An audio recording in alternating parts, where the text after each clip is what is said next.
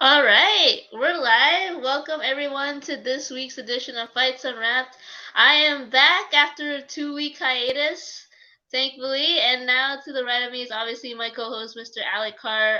Dustin, I'm not sure if he's joining us, but hopefully he will a little later on. So obviously we do this every single week, Alec Carr. If you wanted to do any shoutouts, this is the time to do it. Yeah, you missed it. I got one of them wrong last week, so my hot Oh shit, streak, your my record. hot streak ends. Yeah, but as always, guys, you can follow me at Alec TD Carr for my off the wall opinion. Some crazy stuff going on in there. I have some very, very strong viewpoints on things, and I like to talk about them. So please at me as always. And then you can follow us at me at Fourth and 26 Sports as well. We're trying to just retweet some headlines, get them out there for a lot of Philadelphia sports. Talking some Ben Simmons trade, some Eagles training camp. Apparently, Jalen Hurts sucks at training camp, so that's exciting. More good news for Philadelphia. And then, as always, guys, please, please follow us and love us, not just like us at Fights Unwrapped. Um, it's what brings me and Monique together. It's where my biased opinion is if you're getting your fight info from Stephen A. Smith and Max Kellerman, please tune in to Fights Unwrapped because we will set you straight and correct their errors because they do not know what they're talking about. And also, as always, please follow Unwrapped Sports Network. Go online, check out all the articles, check us out on Twitter, check us out on YouTube, Facebook. It is just I'm so proud to be part of the sports network. It's such a cool group of people.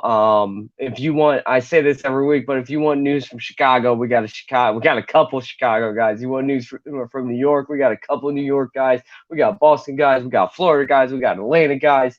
It's just awesome how you can get news from on the ground in that city, unlike anything I've ever seen. So please like and follow Unwrap Sports Network on all of your social media platforms.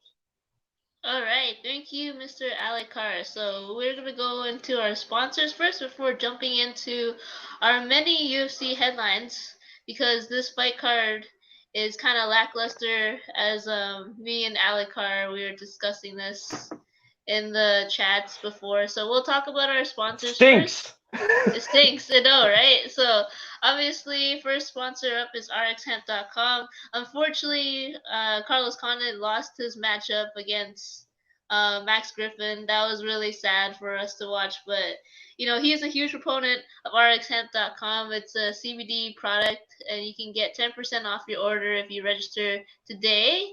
And also, even though this fight card isn't the greatest, I'm sure a lot of people will still be betting on it. So you can use mybookie.ag, and we have a promo code USN100 to get a 100% sign up bonus. That's right, double up your deposit if you register today or for Saturday's lackluster card. Okay, so let's start into our headlines.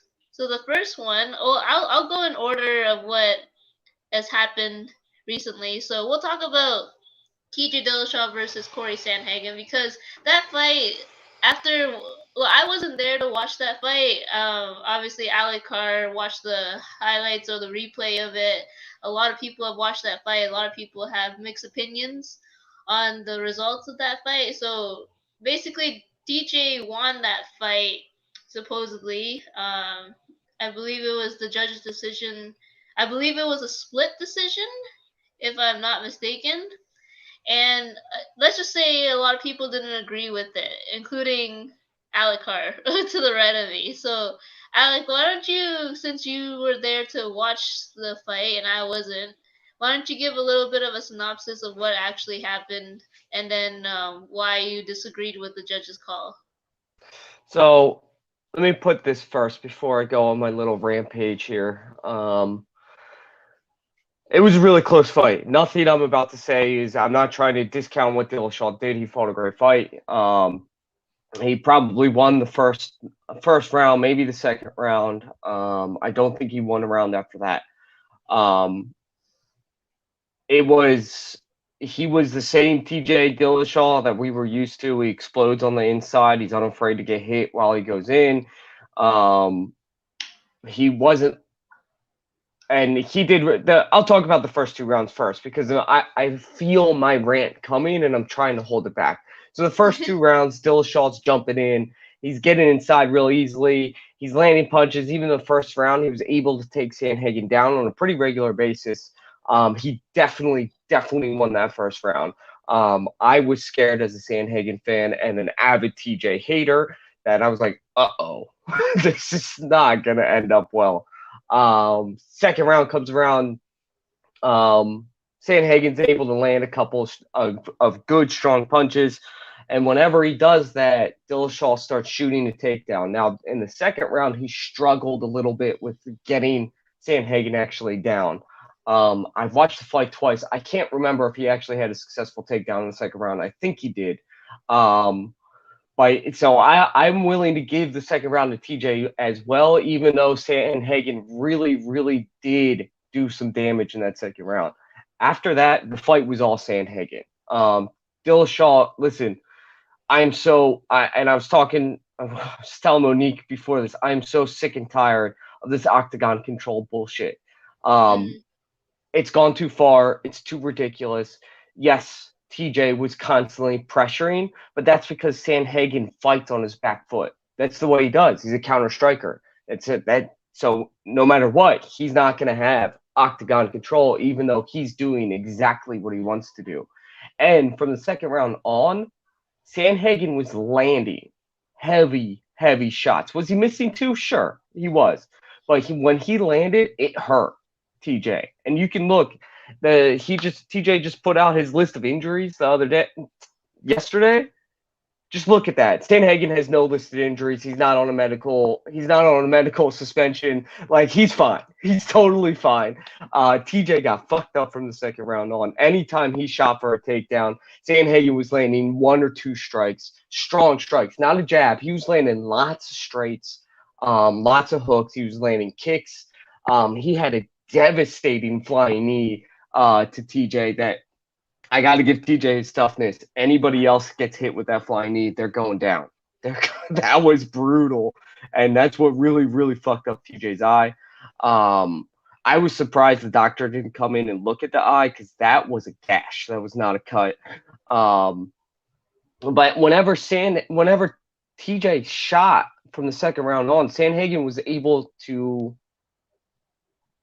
defend the takedown, get against the fence, and push TJ off. That's not control.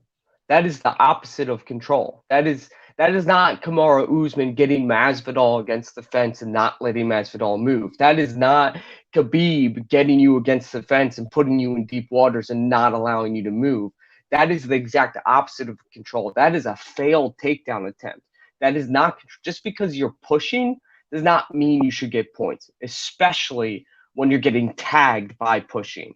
Again, that being said, I'm not trying to say there were any 10-8 rounds in that fight because there certainly were not. I just don't think. I personally don't see how you could have scored any of those rounds from the second round on to TJ's way because he was. I mean, seriously, it was like TJ would, and he does this. He would give up his body and shoot for a takedown, and immediately there would be a straight right coming. Immediately. Sandhagen did a beautiful job adjusting his game plan, did a beautiful job changing mid-fight what he was doing and what he planned on doing, and really took over that fight. To give TJ that fight was absolutely robbery. I'm sorry, it just was. It's plain and simple. That's what it was. Looking at the fighters' takes. That's what I love looking at the fighters' reactions to split decisions because they usually know what's what. And most of them were like, TJ had a really good fight, but I don't think so. It was just absolutely ridiculous. And Sandhagen's face said it all after the fight. Also, TJ's a scumbag. I still not convinced he's not still cheating. His energy didn't seem to deplete at all.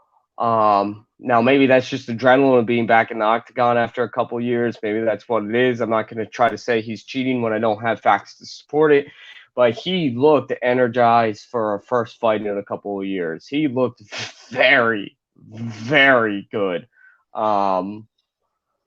It's just a shame because this would have put Sanhagen in for contention. It should have put him in for contention, and it doesn't now. It puts TJ in for contention, and I just honestly, I don't think I think if TJ ever fights Peter Yan, that's over in the third round. That's Yan doesn't play that bullshit.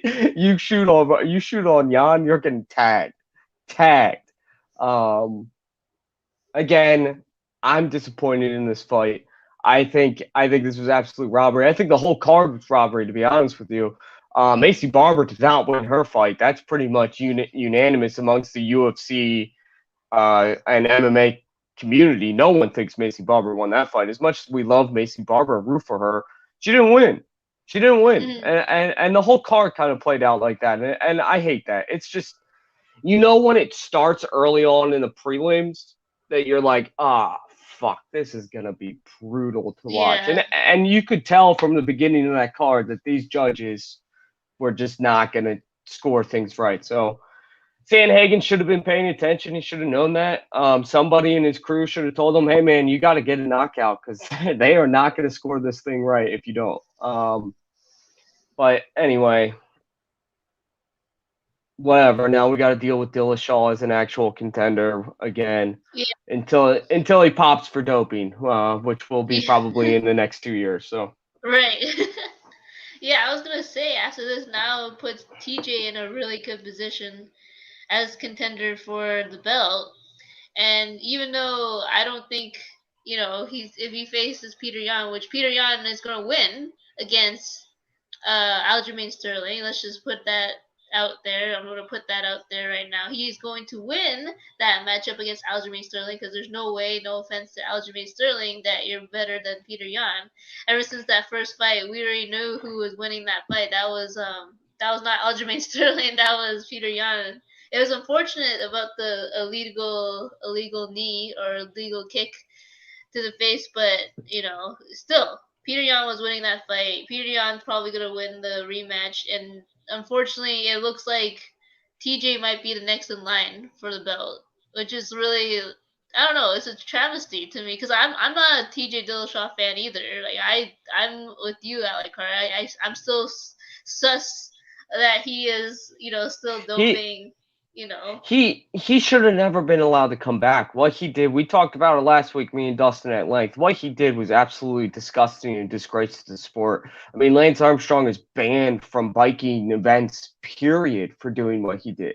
And this is a combat sport. This is not the same thing. Like this is like you could literally kill someone. Doping is giving yourself more muscle endurance, not stamina, more muscle endurance, which means he has the same power in the fifth round that he does in the first round. It's disgusting. It was a disgrace. It's a disgrace that he's been allowed to come back. It's a disgrace that he got scored the win for that fight, and it's a disgrace that he's next in line. Um, it should have played out perfectly. Sandhagen didn't have to take this fight either, so I give him all the credit in the world. He could have said, "Nah, I'm not. I don't want to fight TJ. I'm next in line after the Yan Aljo rematch, so I'm just gonna wait and bide my time." But he took the fight, and he took a huge risk because TJ's no joke. He's a good fighter. He's got all the talent in the world. He does not need to cheat, which makes the cheating even worse because it's like, dude, you're good enough. You don't need to do this. You're good enough. It's just a shame because it could have been Jan beats Aljo, and then you get Sandhagen versus Jan, which is the perfect matchup. You got length versus staying on the outside versus somebody who needs to get on the inside. You got two tacticians in the sport going at to get against each other. It would have been an absolute chess match and great for fight fans. But now we got TJ Dillashaw, the cheater, the guy who shouldn't be in the UFC, going to be fighting against Peter Yan because Jan's going to be. I'm going to call it right now. We're Jan's both gonna beating call it out. right now. Yeah, we're both calling Yeah, it right now. I'm gonna call out the round too. Jan's beating Aljo in the first round knockout. He's not fucking Damn. around. He's gonna kill. He's going out to kill that man. You think so? Because Peter Yan, as much as like he's so good, he does take his time and he's very patient of a fighter. So like I don't know if he's gonna actually, do the knockout in That's the the first thing though. round. Yeah. I don't think I'd have to look. Jan has never had a rematch before in his UFC career. So he already knows how to beat Aljo. So he doesn't have to take his time in this fight. He already knows how to It's do it. true. It's true. And Fair Aljo, enough. Aljo's a good fighter too. He's just not the brightest fighter, which is why he should never actually be a champion. I think. Listen, we trashed Connor last week for saying he was going to kill somebody's family.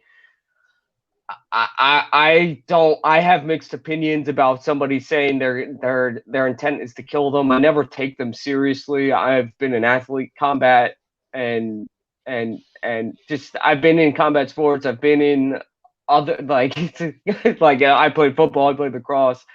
You never have the intent to kill somebody, but it's that word is often used. Jan wants to do damage in that rematch, and he's going to. He's looking. He's not gonna try to do a chess match. He's gonna beat the crap out of that man. Yeah, for sure. All right, let's move on to our next headline, which is what you just mentioned recently about Conor McGregor and his recent comments. So I'll give, if anyone does not know why we're putting this headline, I'll give you some context to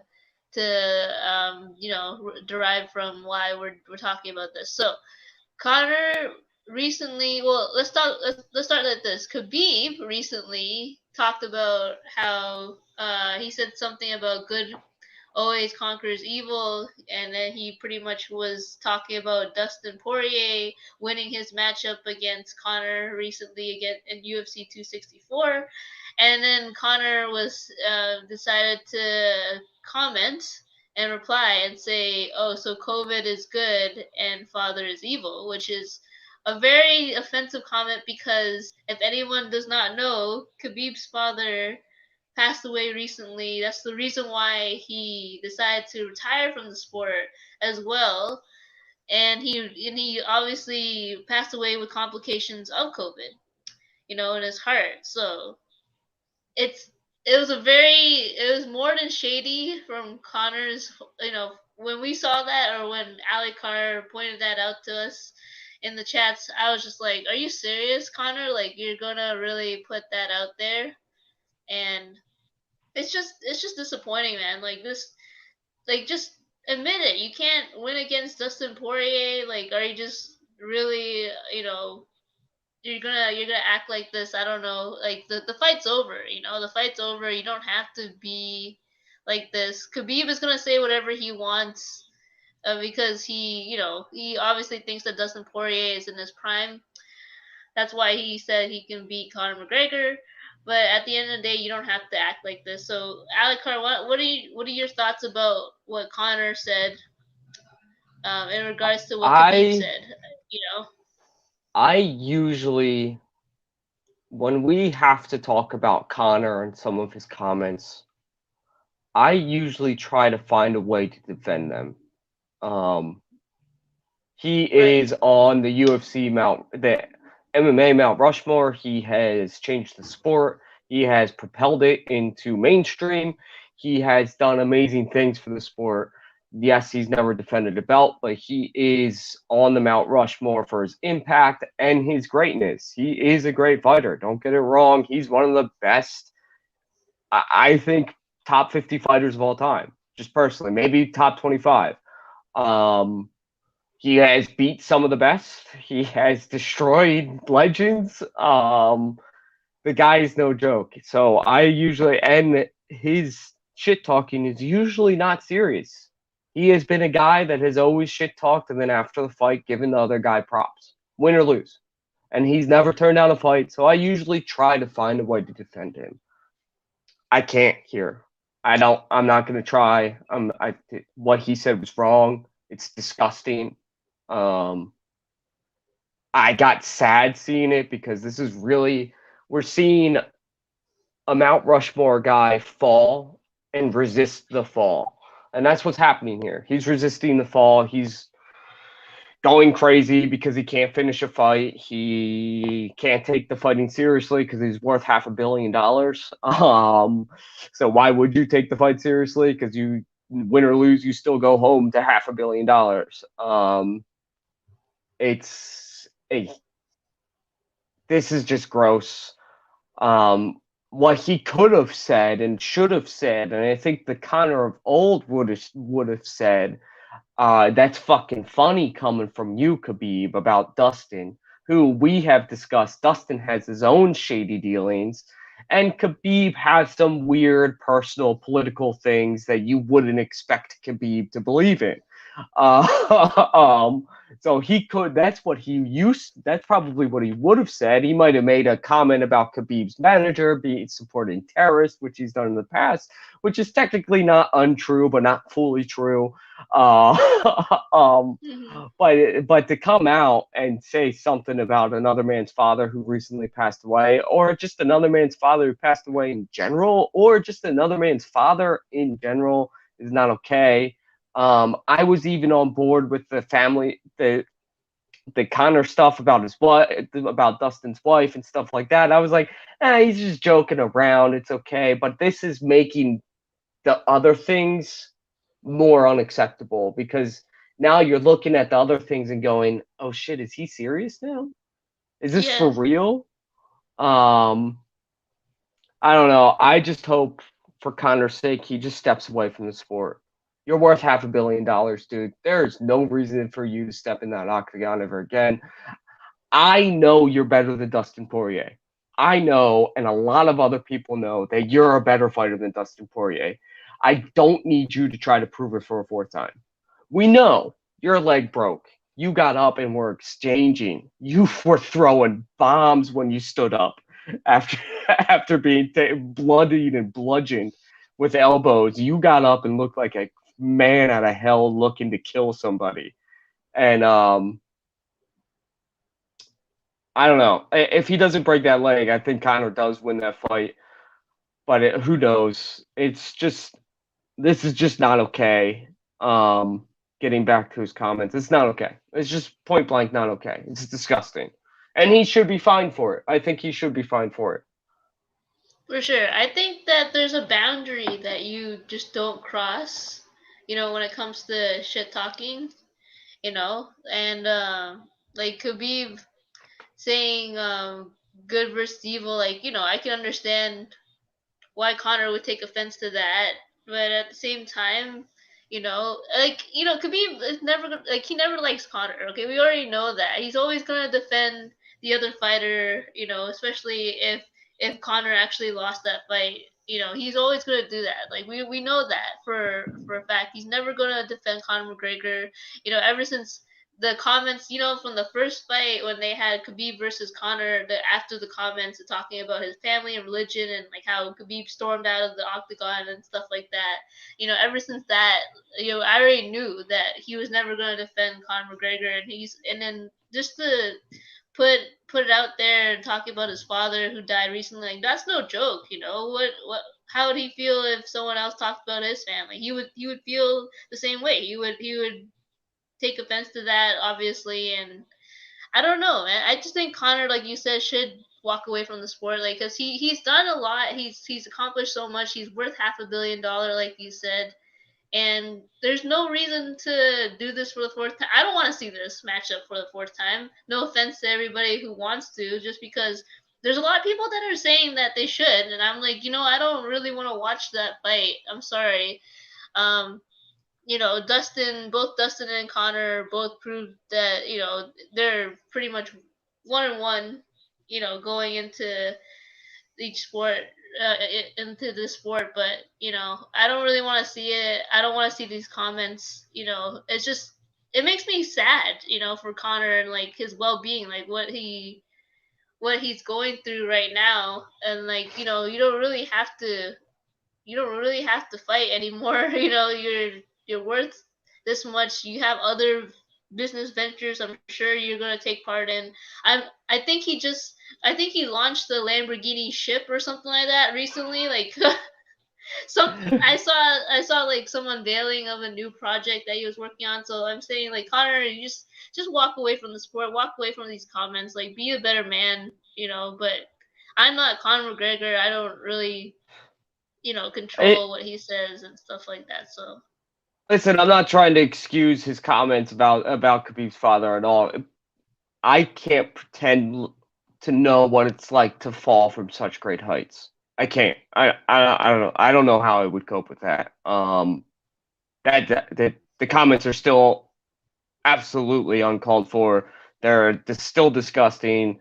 He's going through it mentally. He's falling from greatness. But you're right. He should just fight Diaz. That's all. Just go fight Diaz. Fight both Diaz brothers. Stop it with this nonsense of actually trying to contend. We don't care about you getting belts. We care about you having fun. That's what we want to see.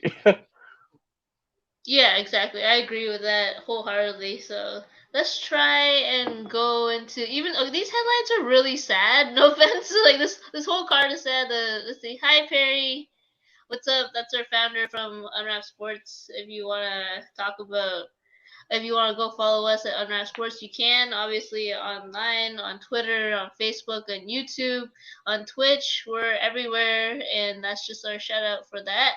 Okay, so I was gonna say like our headlines this week have been really sad. Okay, so we're just gonna jump into another one. Before we jump into Stipe, I want to talk about how recent breaking news is that Amanda Nunes is out of her fight for UFC 265, which is really unfortunate because I was looking for a beating against Juliana Pena. I was looking forward to that. I'm not gonna lie. I'm not saying I'm against Juliana Pena. It's just that it's Amanda Nunes, and she just gets better every single fight. So like we just expect her to smash like all her opponents in both divisions, right? So it's disappointing. It was due to a COVID-19 issue. If you guys want to know the context behind why she is out of her fight for UFC 265, which is unfortunate. This whole pandemic is unfortunate. It's just ruining a lot of cards. Speaking of a lot of cards, this card got ruined because of COVID and because of injuries as well. So we'll talk about that a little later. But like, what are your thoughts on how this matchup was supposed to be? Like I'm sure Alec Carr, like you agree that like Amanda Nunes, put anybody in front of her, unless her name is Valentina Shevchenko, doesn't really stand a chance against Exactly. Amanda Nunes, right? I'm just So waiting. I'm just waiting for the trilogy fight. To be honest, it's weird that it hasn't happened yet. yeah, But I mean, this is sad. Amanda Nunes puts on a show. You can always expect fireworks. Um, Actually, to be honest, recently you don't know what to expect with Amanda Nunes anymore. How she's gonna win?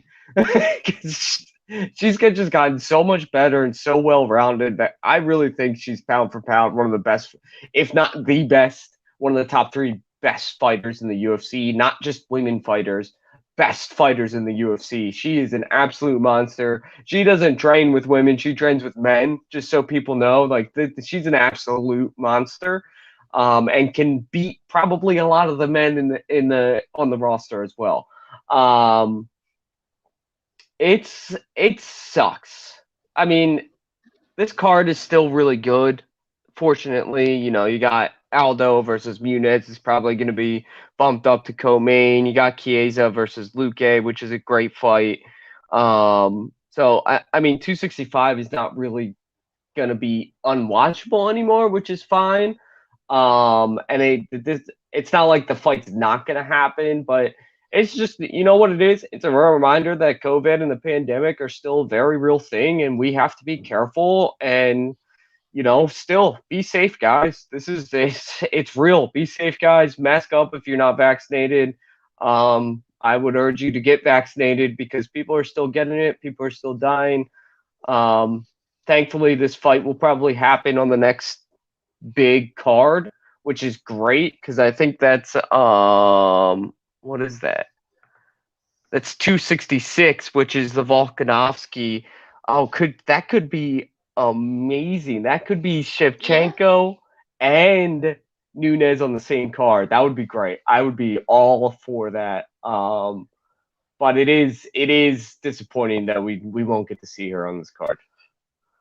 Yeah, when you talked about how you just don't really know how she's gonna win. I was about to agree with you on that because last time she won on the ground. And everyone's like, wait a second, Amanda Nunes on the ground. We don't really expect that from her. We expect, her punching the lights out of someone, and using her striking. But, she's really come a long way. It just really proves to everyone that she's come a long way. And it doesn't matter who she faces, unless, like I said, her name is Valentina Shevchenko. There's nobody that's really going to be a true contender for her in this sport in the UFC. That's at least that's for sure. Let's see. Maybe Tisha Torres versus Angela Hill get bumped up to maybe yeah that's a Maybe. good fight. That's a good fight Yeah, there's for a sure. couple of good fights on the prelims that could get bounced up. So the card's not going to suffer that much for it. It's just I love watching her fight and was excited for it, so it sucks. Another matchup that unfortunately is getting rescheduled is Tatiana Suarez versus Roxanne Modafferi. Now, Tatiana Suarez, unfortunately, she had a knee injury, and that's why she is out of this fight. I was looking forward to that. I'm a huge grappling fan. You know, I was looking forward to the wrestler versus the BJJ specialist.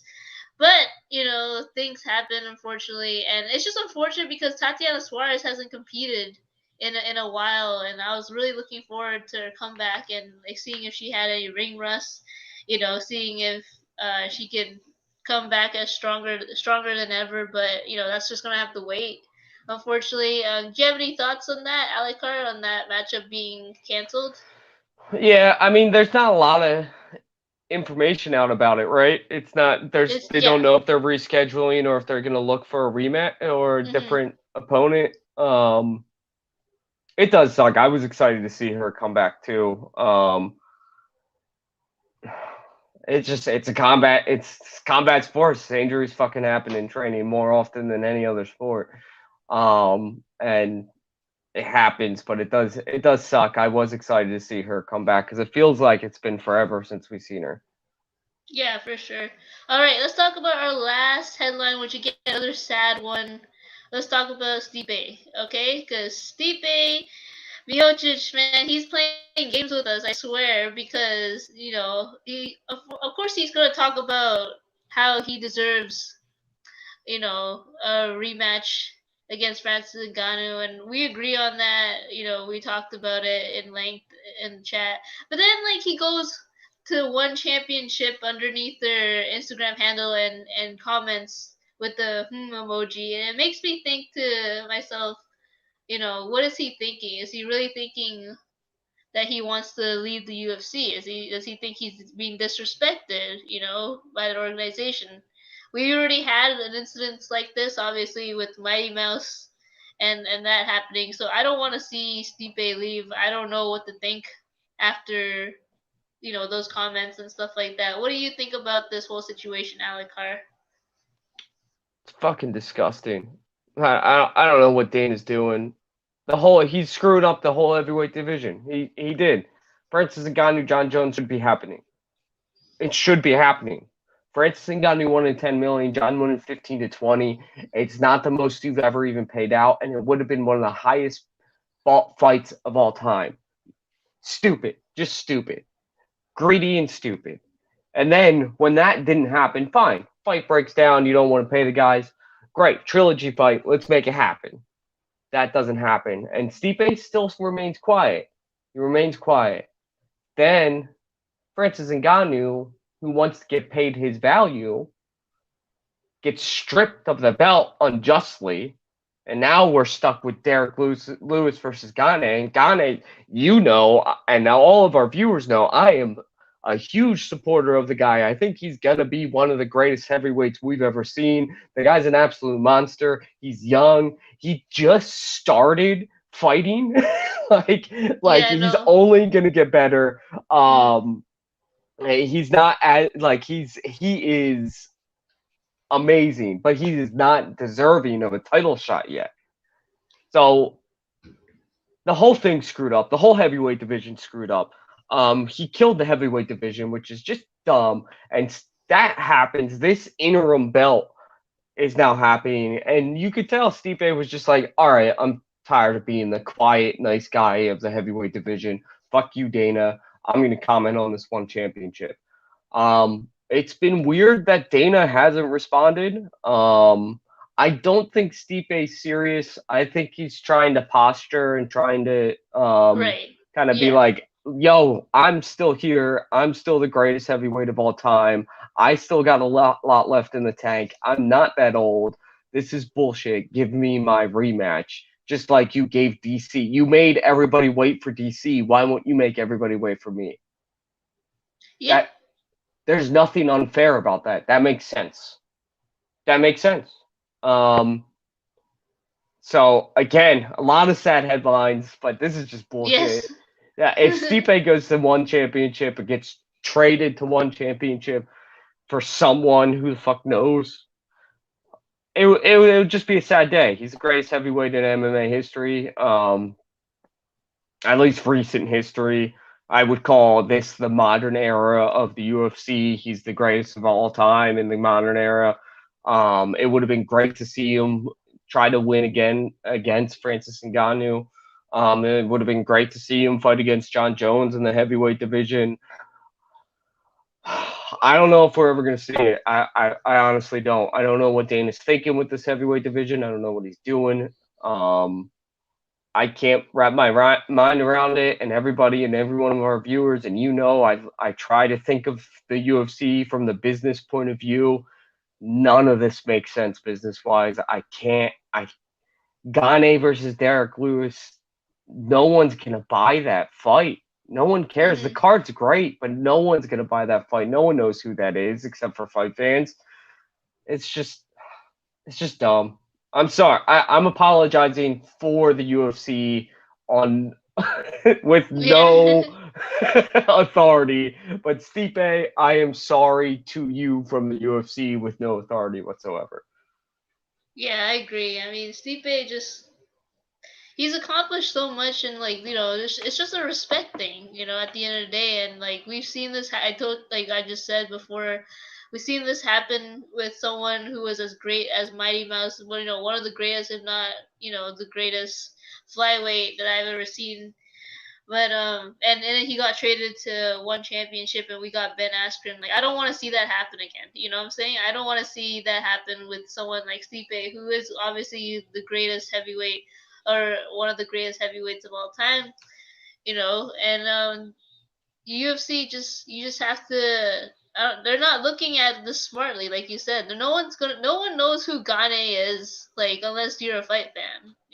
No one really knows who Derek Lewis is unless you've seen his funny antics on the internet and stuff like that. But other than that, nobody really knows.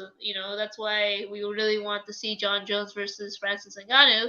But it is what it is at the end of the day. I'm sorry that these headlines this week are really sad, but it's because this whole fight card that we're about to discuss has been really sad. So let's just move on to that. And one more comment about the Stipe yes, thing though, yeah, and yeah. it's really quick. Who the fuck would he trade for the one championship? The one championship right now is the weakest it's been since its beginning. There's no real highlight fighter. Like Ben Askren was a highlight fighter, was top of the tops for one championship. There's no Ben Askren there right now. There's no guy that you can point at and go, he needs to fight in the UFC. So it's just stupid. Anyway, let's move on. Let's move on. Okay. So, like I said, we're going to talk about this lackluster fight card. Let's just pull up the screen and let's get started on UFC Vegas 33. Okay, so we're going to start from the welterweight belt. We got Brian Barbarian versus Jason Witt. All right. Again, this is going to be a little bit difficult because not all these fighters, me and Alec Carr know about. Not all these fighters, I'm sure these fight fans have heard about. But I just on like the record alone, for some reason, Brian Barbarinia, I think that's his last name. Like he's lost to the people that he should have lost to, if that makes sense. So that's why, he should win against Jason Witt. That's how I see this. At least looking at the record and stuff like that. What do you think, Alec Carr? Yeah, he's gonna lose against Jason Witt. You Jason think Witt, so? Yeah, Jason Witt is one of the few guys I do kind of know about on this card. He's a wrestler. He is good on the ground. Um, he got really unlucky. I'm looking at his record right now. I'm remembering his last fight. He got really unlucky in his last fight and got caught. It happens to the best fighters. You get caught. Anderson Silva got caught. Everybody gets caught. I think Jason Witt takes this to the ground, takes him down early, and wins this fight. Again, there's not a lot of impact on the UFC. Jason Witt's 34 years old, and Barberena is 32. I gotta say, Brian, and we got a comment on here. Yeah. That was a war, but I can't root for a guy that's stealing nicknames like Barberena does. You're not Bam Bam. That name belongs to Tai Tai Tuivasa. Tuivasa. Yeah. And how dare you try to take that? But I just don't think he matches up well in this fight, so I think he loses. Okay, fair enough. That's the first fight. Next fight we got is a flyweight bout between Ryan Benoit versus, if I'm going to pronounce this right, Zaruk Adeshev. Okay, let's see if I pronounce that right. Probably not. But basically, this is a gift for Ryan Benoit, and like a lot of what we talked about, in the chats and like before this stream was that this whole fight card is a lot of people are not on winning streaks. They're on losing streaks and they're trying to get back up there. And Ryan Benoit, he just has a very inconsistent record. That's probably the best word to describe it. Bad. Yes. you're being I'm trying to be nice right now, but okay, so basically, I think he's gifted someone who is 3-3 in the record. Who is obviously coming into the UFC. I think he only had one fight in the UFC so far. Two. Two? Okay. Mudaraji Su, he fought and lost to in a unanimous decision. And Tyson Nam, he was his first fight in the UFC, which is a hell of a welcome. Just to be honest. Yeah. You're going up against a pure striker in your first welcome to the UFC. Yeah. Ryan Benoit should win this fight. You're right. I think he should. Dana White had high hopes for this kid. He's not really a kid. He's 29, but he had high hopes for Adesanya, the Lion. I'm starting to recall a lot trying to hype up that Tyson Nam fight. But I mean, listen. Sometimes you come into the UFC, you got to get your feet under you. I think this is going to be a pretty good fight. I think both of these guys have got something to prove. I'm trying to put a positive spin on this fight card, because a lot of these guys on this fight card have something to prove and are trying to stay in the UFC. So that could mean we're about to see lots of fireworks this weekend.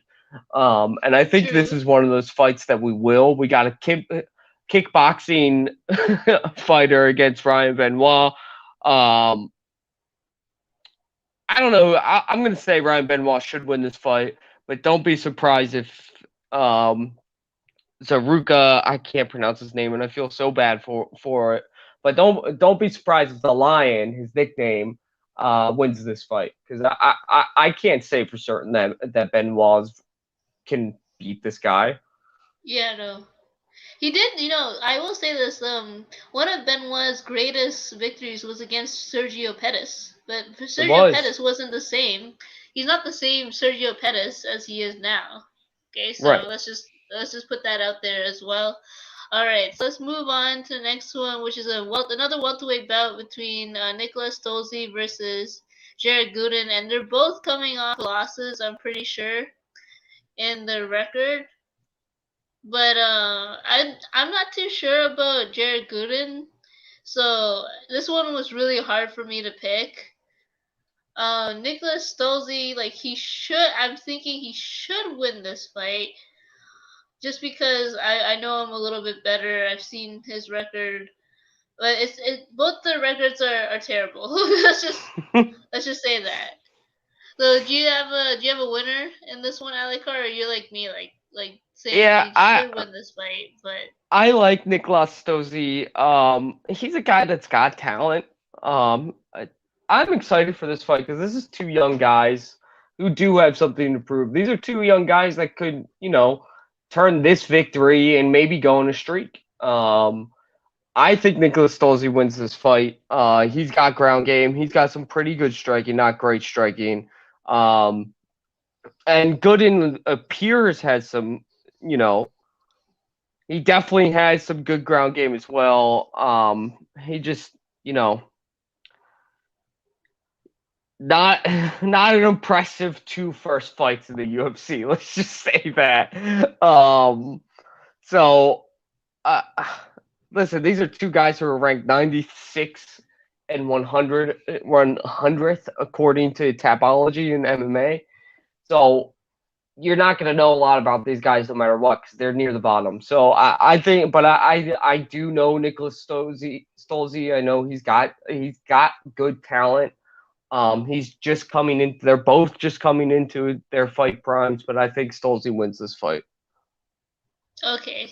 Yes, I guess we're on the same page for this one as well. So let's go and move on to the women's strawweight bout. We got Cheyenne Bias versus Gloria DePaula. Now, okay, I'm gonna have to say this because Cheyenne Bias came into the UFC with a lot of hype. Because if you've seen her record, she was pretty much unstoppable, in her previous promotions that she's fought in. So she came into the UFC with a lot of hype, but she got stopped by, well, I call her the bunny because of her bunny costume, by Montserrat Cruz. I think that's her name. Ruiz, yeah. And so Ruiz, sorry. And and then after that, like a lot of people were questioning, really is she that good? And Gloria DePella, she has some hands, so that's why even though her record isn't as strong as Cheyenne Bias, I still think that Gloria DePaula is gonna win this fight. I think it might be a really fast fight, just because she has hands and she can prove it, and she has proven it in her last few fights. So that's what I think. What do you think about this, Alikar? Who do you think's gonna win? Not to be boring, but I agree with you as well. This is one of the most exciting fights on the card. Because these are two people, they're two contender series winners. Going up against each other. They're both coming off losses. But these are two women who could again, like Stolze and Gooden, could take this win and go on a little bit of a run here. So I just don't think I never bought into the Cheyenne Bias hype. I'm sorry if that offends people. I just never bought into it. Yeah. And Gloria DePaula, I just think is the better fighter. So I think she wins this fight. I think you're right. I think we could see something like a first round victory here. For sure. That's what I think, at least. I think it's gonna be a fast fight. Let's go. Luckily and maybe unluckily for me, I'll be at a wedding, so I will have to miss this card. So it's a really good thing or it's a really bad thing, because like you said, there could be fireworks against all these fighters, and so we'll see what happens with that. So let's go to the co-main event. We got a bantamweight bout between Kang Ho versus Rani Yaya. And which are at least two recognizable names in the UFC. Yes. Let's go. Kang Ho he's on a win streak right now.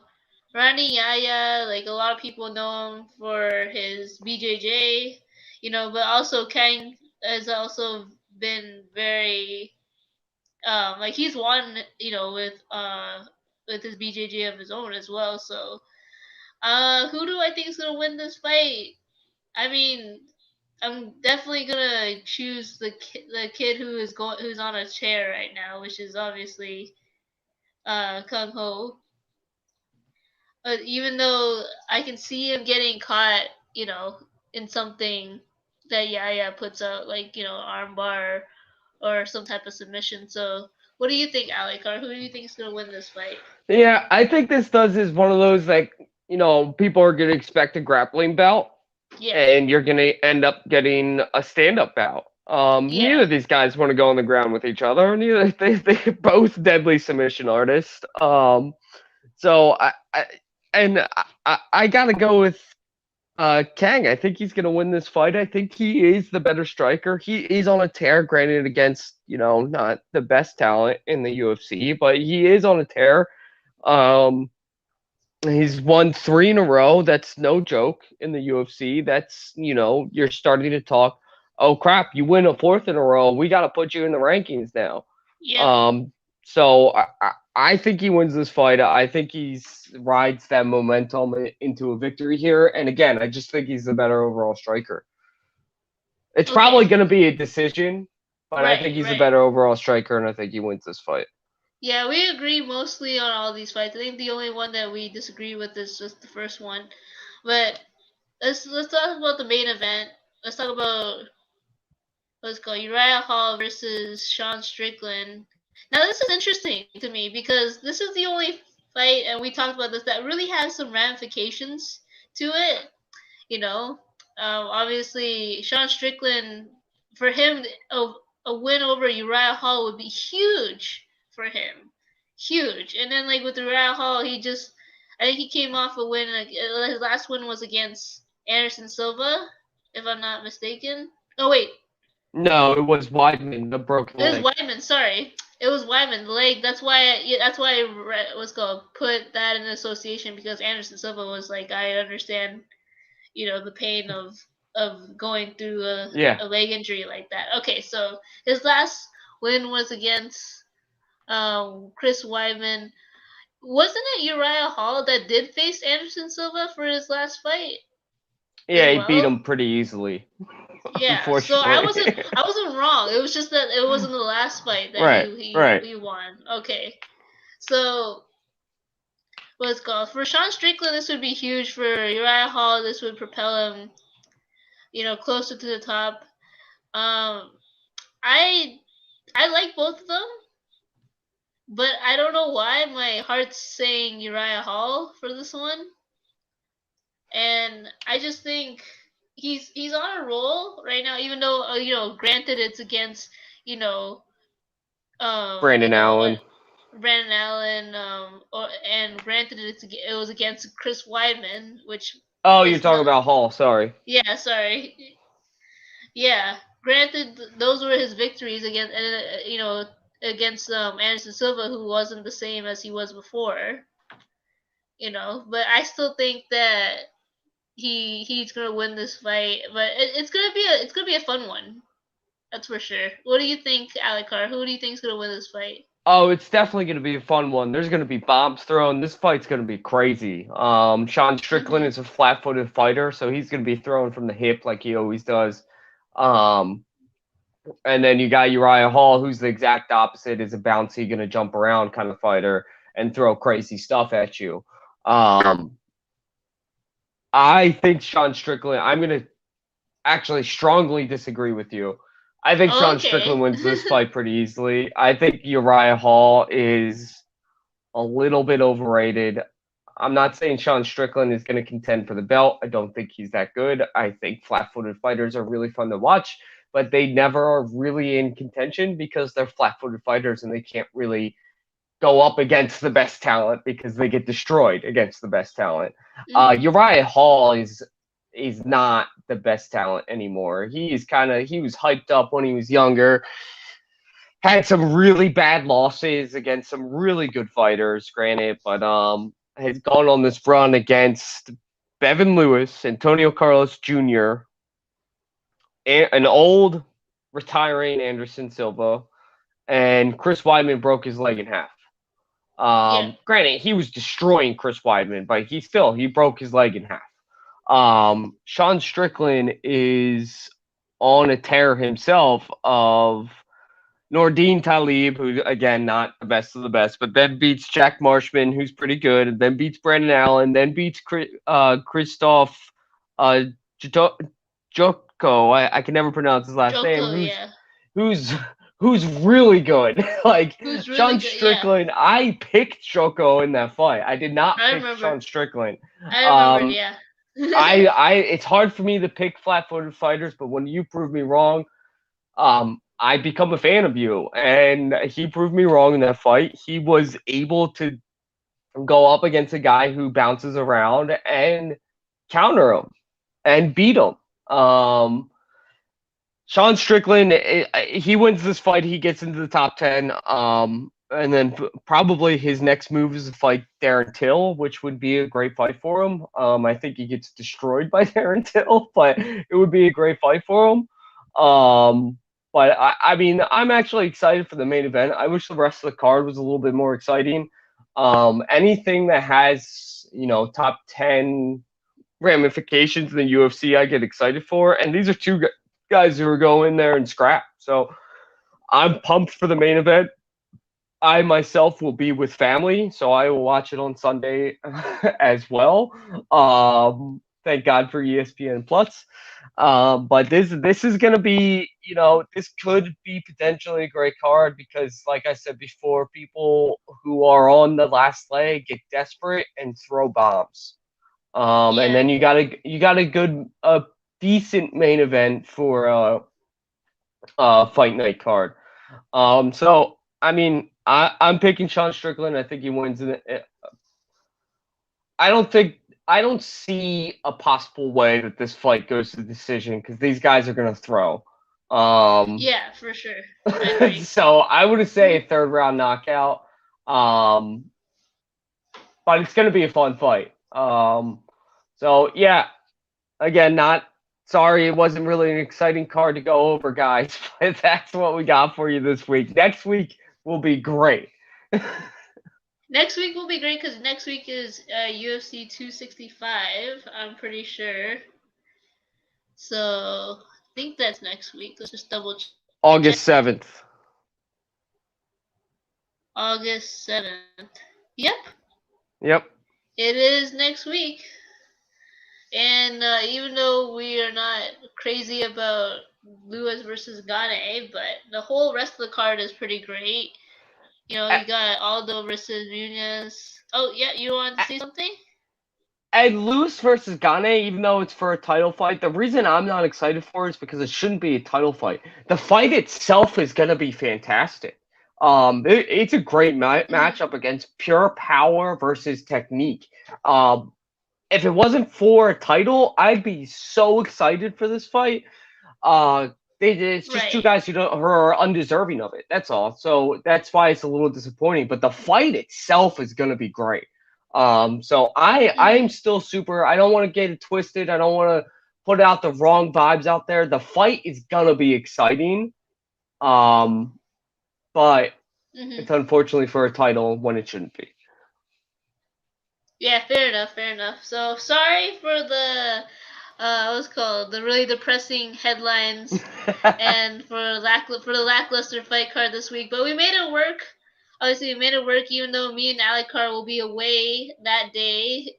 We won't be able to see the fights. We'll get to see the highlights or the replays, next day. I'll probably be on my phone anyways at my cousin's wedding looking at the results. So, and then we'll talk next week about UFC 265. So next week's episode should be great. Thank you guys for coming and joining us. Obviously, what's called. Thank you, Zoltan 90 New York saying that have fun at the wedding. Thanks for the show. No problem. Obviously, thank you to my co-host Alec Carr for joining me in this depressing headlines and lackluster fight card. But we will see you guys next week for UFC 265. Happy fight week, everybody. Happy fight week.